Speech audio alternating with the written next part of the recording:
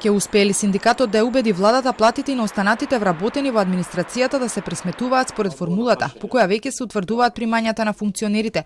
Од УПОС велат дека на последниот состанок дел од нивните предлози биле прифатени, но сега се чекаат надлежните да ги понудат своите решенија, па потоа ќе одлучуваат дали се во ред или не.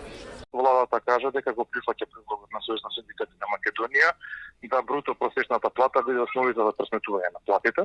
Се договоривме врз основа на таа пресметка да се направат симулации, односно проекција со страна на Министерството за финансии, која би ги доставило до крајот на оваа недела, за да можеме ние да ги реализираме и да дадеме конкретни одговори. Постигнете напредок во разговорот помеѓу ресорните министерства, владата и репрезентативните синдикати.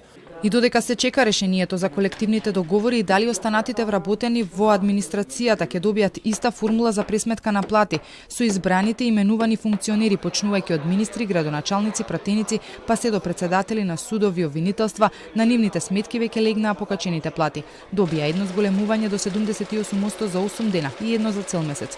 Од синдикатот сметаа дека ако сака владата може да си ги намали платите. Ковачевски пак повтори, само со нов закон за плати кој е во подготовка ќе се стави ред со примањата во јавниот сектор. Може владата да реагира единствено преку измена на закон. Значи, доколку сакат да се намалат платите на функционерите, би требало да се предложи измена на законот за избрани именувани функционери.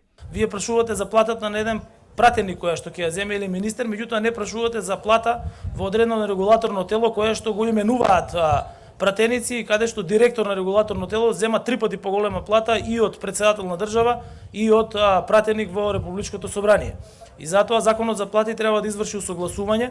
Според пресметките, поголемите плати на функционерите чинат 1,3 милиони евра месечно или над 15 милиони евра годишно. 78% покачување функционерите добија откако Уставен суд донесе одлука да укине 2 члена од законот за плати на функционерите.